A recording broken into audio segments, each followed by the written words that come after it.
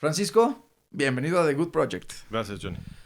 Bien, quisiera que abordemos muchos temas introducidos en uno solo. Okay. La ciencia de la autodefensa judía. ¿Listo? Va. ¿Por qué crees que es necesario que los judíos nos defendamos?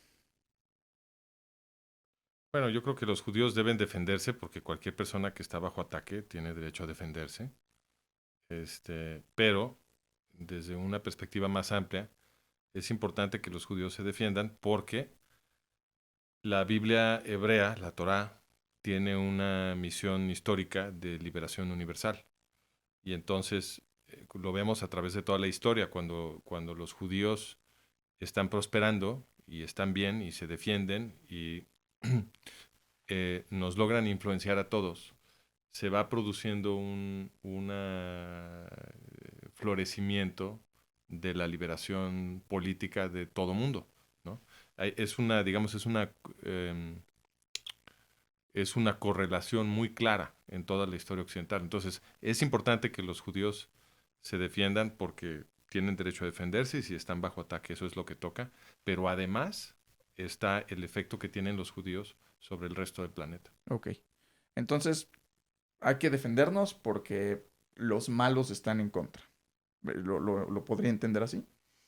Bueno, yo creo que decir los malos no es quizá la forma más útil de hablar, porque mucha de la gente que ataca al pueblo judío es gente que ha sido desviada por alguna ideología y es gente que con la que idealmente quisiéramos poder conversar, los quisiéramos poder transformar. ¿Al Entonces, judaísmo? no estoy diciendo necesariamente al judaísmo, pero sí quisiéramos eh, sacarlos de la ideología antisemita, vamos, ¿no? Ok. O sea, quisiéramos hacerles ver que las percepciones que tienen sobre el pueblo judío son una consecuencia de una distorsión de la historia, una distorsión de de cómo se comprende la política contemporánea y es una herencia de prejuicios muy viejos que tenemos en la cultura occidental. Y pues mucha de esta gente no tiene realmente la culpa de cómo fue educada, ¿no? O sea, es gente que creció en un ambiente antisemita porque es la cultura de Occidente y fueron educados a tenerle miedo y a odiar a los judíos. Este, y creo que es más útil verlos y más verdadero verlos y representarlos como víctimas de un proceso histórico del que quisiéramos ayudarlos a liberar. Entonces, verlos Mm. como los malos creo que es menos útil y de hecho menos consistente con la misión histórica del Sí, pueblo y judío. divide y polariza Exacto, innecesariamente. sí. Ok. ¿Qué dirías tú que es donde principalmente hay ataques hacia los judíos? ¿Hay alguna campaña que tú veas que sea la más enfática en están atacando de esta manera todo el tiempo a los judíos? ¿O son muchas estrategias diferentes? O sea, para empezar a darle una visibilidad a de qué se trata el ataque que están recibiendo los judíos. Bueno, no me queda muy claro qué me estás preguntando, pero Ok. yo te diría que, Entonces eh, responde lo que te imagines. No, no, va otra pregunta a después. ver, Dices que los judíos están bajo ataque. sí. Ok. ¿Cuál es ese ataque para saber de qué manera hay que defendernos? Bueno, los judíos desgraciadamente siempre están bajo ataque. Creo que tiene que ver con lo que te dije hace un segundo, que la Biblia hebrea, la Torá, tiene una misión histórica de liberación universal. O sea, como lo hemos platicado en otras ocasiones, el, la ley de Moisés nace, el contexto político en el que nace la ley de Moisés es una revolución de esclavos, ¿no? Y por lo tanto el contenido de la ley está diseñado para producir un proceso histórico de liberación. Y ese ha sido el efecto del pueblo judío en Occidente. El impacto cultural y político del pueblo judío en Occidente ha sido el de producir movimientos de liberación que a lo largo de los siglos han ido transformando la política occidental para bien, para el bien de todos nosotros. Entonces, eso naturalmente produce enemigos, porque siempre en todo momento histórico hay personas, generalmente personas con mucho poder, que tienen un interés en evitar que nosotros adquiramos poder, que la gente común se vuelva poderosa y por lo tanto participe en los procesos políticos y sea libre. Entonces, esa gente que quiere oprimir, pues se vuelve el enemigo natural de este proceso histórico de liberación, que es el judaísmo. Y en consecuencia se organizan movimientos y se movilizan ataques en contra de la población judía siglo tras siglo. O sea, esto es una... Sí, desde que se inventó la Torá. Así es, como te lo he comentado, este es el gran ataque contra el pueblo judío, lo podríamos llamar el proceso sociológico más estable, más recurrente, más contundente de la historia occidental. Bien. ¿Qué, bueno, como lo veo yo, Ujú. si estás luchando por la libertad, Sí, hay evidentemente barreras para que pues, la carretera sea libre y puedas circular hacia la libertad con fluidez. sí. ¿Cuáles son estas trabas que deberíamos de empezar a entender que nos están evitando O autodefendernos? sea, ¿qué obstáculos hay en el camino de la autodefensa judía? Sí. Pues mira, Que veas tú, no que sean todos, sino algunos de los más sí, mira, importantes. creo que un obstáculo muy grande es un obstáculo psicológico que tiene que ver con la formación de los judíos dentro de su propia cultura. Entonces, cuando tú participas en una cultura que tiene como su centro una ley que está diseñada para producir ética, o sea, si tú consultas, por ejemplo, la opinión del rabino Hillel, el gran rabino Hillel de la antigüedad, que es el héroe de la Mishnah, el rabino Hillel afirmaba que Levítico 19:18 era el centro de toda la Torah, que de ese mandamiento, de esa mitzvah, se desprendía todo el proyecto intelectual de la Biblia hebrea y que pues, todo lo demás era un comentario alrededor de ese mandamiento. La semilla. Esa es la semilla, ¿no? La semilla y digamos el principio, sí, el principio originador, la semilla. Entonces, ¿qué dice Levítico 19:18? Dice, amarás a tu prójimo como a ti mismo.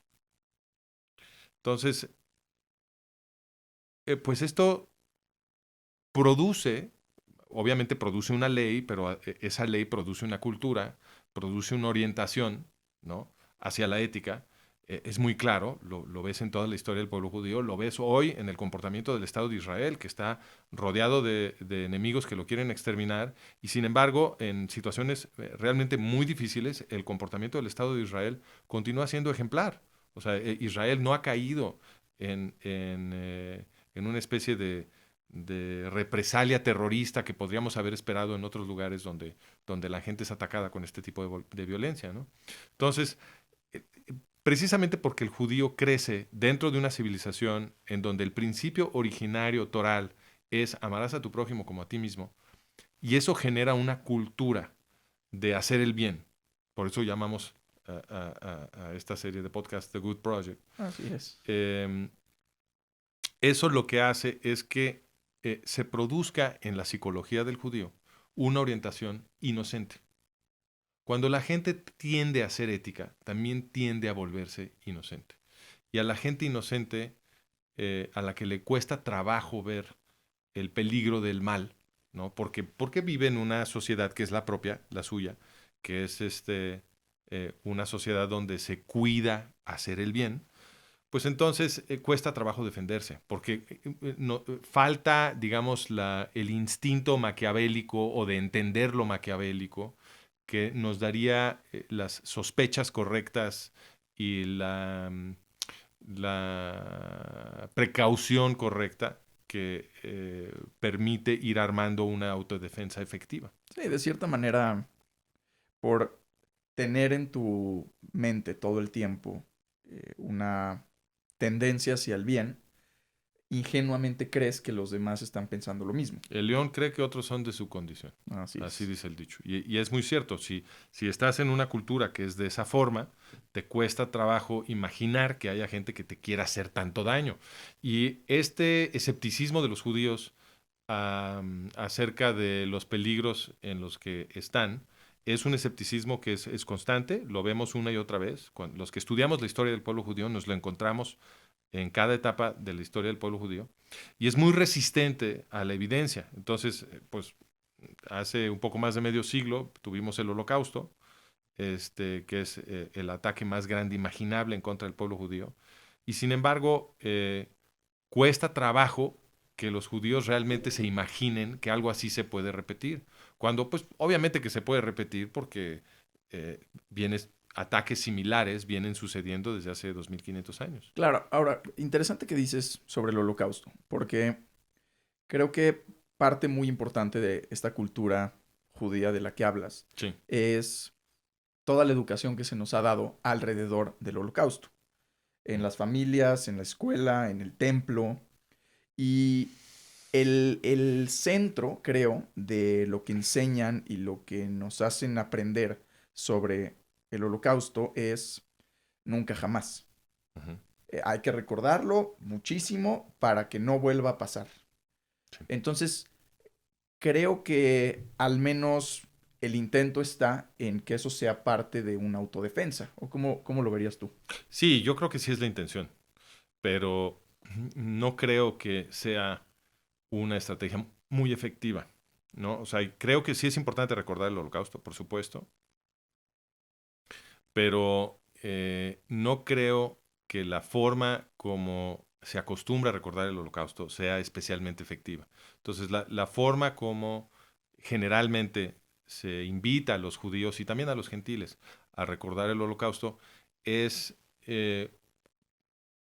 recreando la experiencia del sufrimiento, ¿no? Entonces, viendo películas de las marchas, de los campos, de las Es muy ejecuciones, traumático. es muy traumático. No digo que no tenga su lugar, obviamente tenemos que conocer esa historia, pero no creo que estar reviviendo el dolor del holocausto sea especialmente efectivo en ayudarnos a defendernos del siguiente ataque. No creo que tenga ese valor estratégico. Lo que yo creo que es estratégico es recordar el holocausto para entender las causas políticas, culturales, geopolíticas, etcétera, que fueron responsables de poner a los judíos en esta situación y de facilitar el proceso de genocidio. Y aquí creo que lo más importante, Jonathan, es entender el proceso de guerra psicológica, ¿no? Ok, ok, pero antes de pasar a guerra Sí. psicológica, entonces, por lo que entiendo, para hacer un correcto, o sea, honrar de cierta manera Ujú. la memoria y el sufrimiento de todas las personas que murieron en el holocausto, Sí. como judíos, para que verdaderamente no vuelva a pasar, lo que tenemos que hacer es estudiarlo y aprenderlo de otra manera. Desde el punto de vista científico. O Ok. sea, porque los ataques contra el pueblo judío tienen estructura, ¿no? O sea, no son ataques caóticos y azarosos. La gente que organiza estos ataques tiene método. O sea, no nada más en el holocausto, sino todos los que has Sí, claro, estudiado a lo porque largo del tiempo. durante 2500 años ha habido ataques masivos en contra del pueblo judío. Como te decía, este es el proceso sociológico más estable y recurrente de Occidente. Entonces, porque todo cambia, cambia la cultura, la política, la religión, la economía, todo cambia en Occidente, pero estos ataques continúan. Entonces, eh, hay que entender la estructura de estos ataques, hay que entender el método de los enemigos del pueblo judío, hay que comprender las vulnerabilidades del propio pueblo judío, es decir, el propio pueblo judío puede tener un mal sistema inmune político, ¿no? Obviamente los enemigos tienen una ideología malísima, cuando tienen mucho poder, pues son muy peligrosos, no siempre son igual de fáciles de combatir, todo eso es cierto, pero también pudiera haber, como ya comentamos hace un segundo, vulnerabilidades propias del pueblo judío que se pueden mejorar para producir un mejor sistema inmune contra este tipo de ataques, ¿no? Claro, ahora, antes de pasar a la guerra psicológica, que Ujú. creo que es tema importantísimo para Sí. aprenderlo y de ahí defendernos. Algo que me gustaría que tengamos en mente en esta conversación es que cuando se ataca al pueblo judío, como Ujú. es el caso del Holocausto, en Sí. donde murieron alrededor de 6 millones de personas, murió muchísima más gente que no era judía. Ujú. Entonces, es como si de alguna manera defender a los judíos también es defender a los demás. ¿Se podría Estoy interpretar así? totalmente de acuerdo. Este es justamente el centro de todo lo que yo hago, es comunicar ese punto que acabas de defender.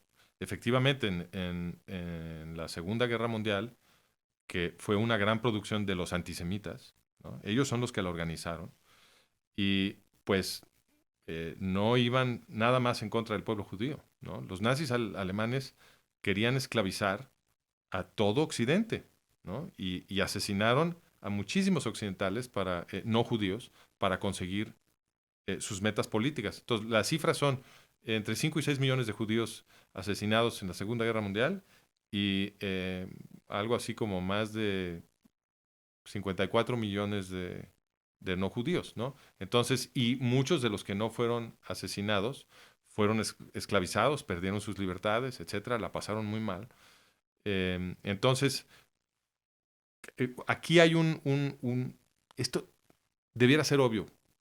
Eh, si hubiéramos combatido a los antisemitas a tiempo en los 20 y en los 30, nosotros los gentiles, pues hubiéramos detenido el proceso del fascismo y del nazismo, y nos hubiéramos ahorrado una guerra mundial que nos vino a destruir a nosotros también, ¿no? Entonces, el argumento es: combatir el antisemitismo no es un regalo al pueblo judío, es un acto de autodefensa para todos los occidentales, Ok, ¿no?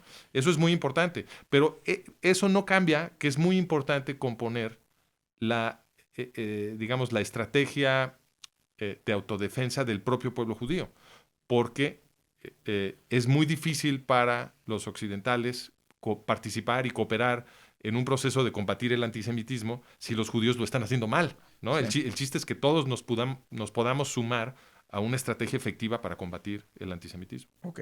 Ahora, dices que teníamos que haber combatido a los antisemitas en los 20 y en los 30. Ujú. Eso es mucho antes de la Segunda Guerra Mundial. Entonces, ¿qué teníamos que combatir ahí? O sea, ¿dónde Pues, está el frente de batalla? pero no es mucho antes. O sea, la guerra mundial empieza en los 30, Bueno, el 39. 39, sí. Por eso, pero entonces 20, 30, o sea, ¿qué estaba pasando ahí? Pues estaba empezando a surgir. De hecho, el proceso es más viejo. A partir de la segunda mitad del siglo XIX, hubo una gran campaña de propaganda, de guerra psicológica. Mucho de esto a partir de la iglesia. De hecho, las publicaciones antisemitas de la iglesia comienzan de forma masiva en 1825, De la iglesia. de la iglesia, sí, en 1825, con un panfleto del padre Fernando Yavalot, un sacerdote dominico francés, que publicó un texto que tiene, digamos, todos los matices que encontramos después en la propaganda nazi, ¿no? Acusando a los judíos de ser una gran conspiración, que supuestamente controla todo, todas bambalinas, y que está haciéndose de todas las riendas del poder, etcétera. Y esto se publicó en muchas ediciones. Fue muy popular el panfleto del padre Yavalot, y lo premiaron con la dirección mundial de la Orden Dominica por el éxito de su propaganda. Y luego esto creció durante todo el siglo XIX.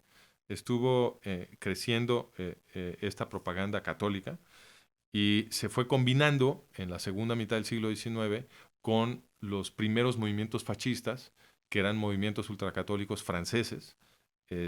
Ahí es donde nació el nacionalsocialismo en Francia, en una organización que se llamaba Action Française, y, crece y crece y crece este movimiento hasta que empezó a generar los movimientos fascistas en Austria, en Alemania y en la propia Francia, etcétera, y creció hasta convertirse en el nazismo alemán y en el Holocausto. Ok, porque veo que es muy polémico las preguntas que se me ocurren. Ujú. Si parte importante de esta campaña que tendríamos que combatir nace de la iglesia. Entonces, hablabas en un inicio de que la gente es víctima de ciertas ideologías. Entonces, eh, pues, ¿cuáles son esas ideologías?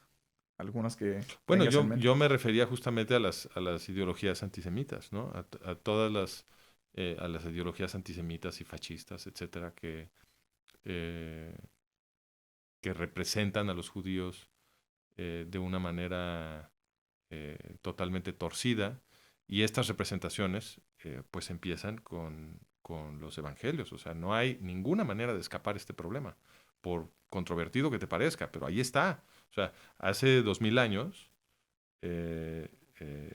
hubo un suceso, en una serie de sucesos en la zona de Jerusalén, que después fueron representados en los evangelios como el asesinato de Dios a manos de los judíos. O sea, así es como lo plantean los evangelios.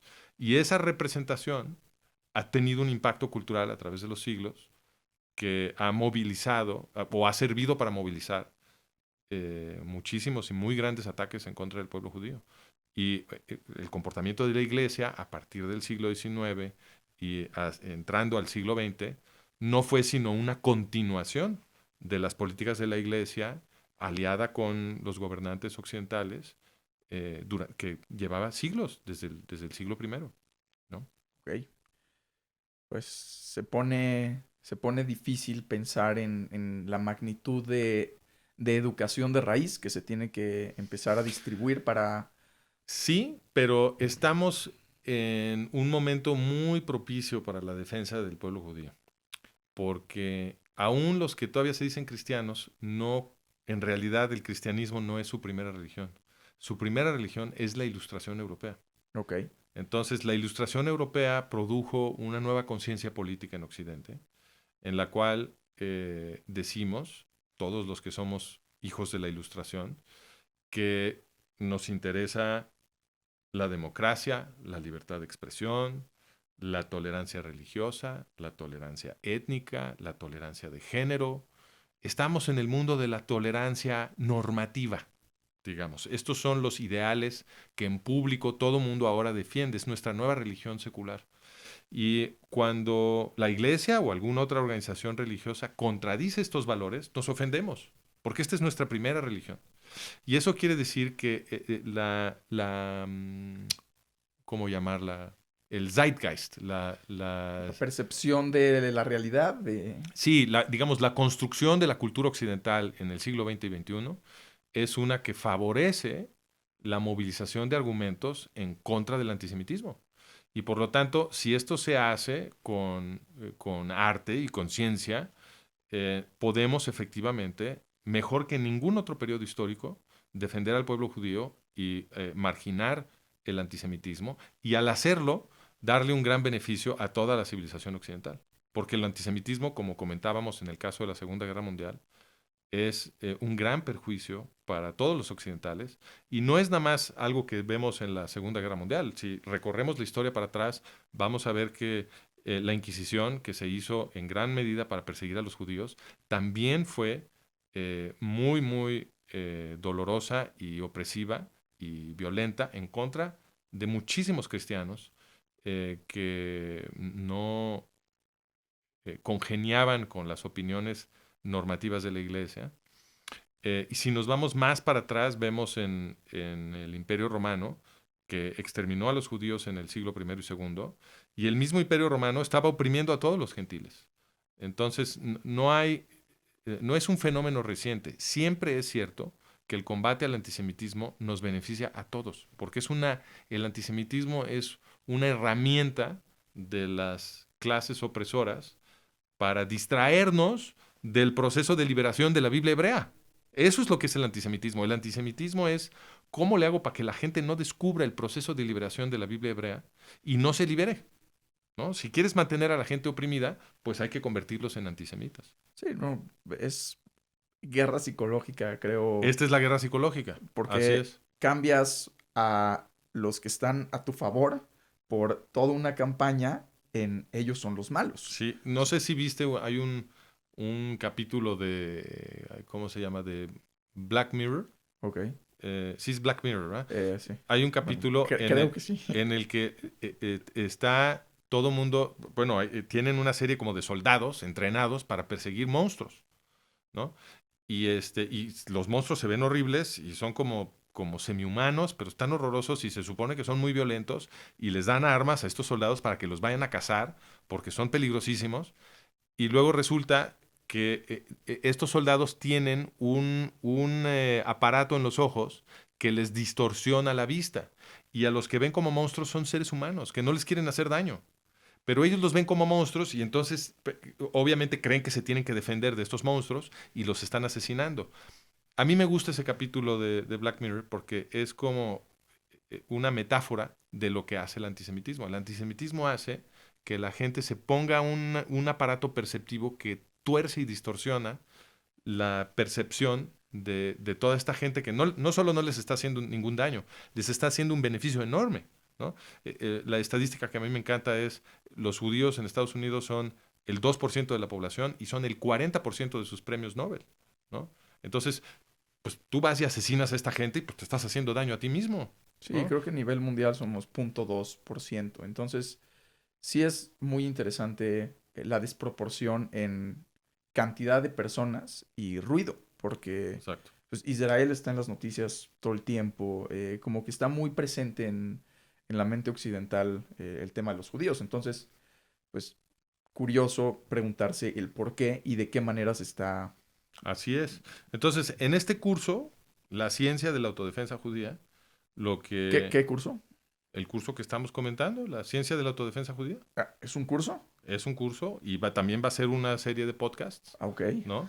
ok. Este, y tanto en... Me gusta, porque educación, curso, queda perfectamente de la mano. Exacto. Entonces, tanto en la serie de podcasts como en el curso presencial, vamos a cubrir los mismos temas y vamos a estar analizando cómo funciona, cuál es la estructura de los ataques antisemitas, o sea, cómo funciona la guerra psicológica que desprestigia al pueblo judío y que prepara a la gente para atacar a los judíos, y cómo de la comprensión de esa estructura y de ese método que utilizan los enemigos del pueblo judío, podemos diseñar las estrategias de autodefensa que ahorita, en este momento histórico, es cuando más fácilmente se pueden implementar.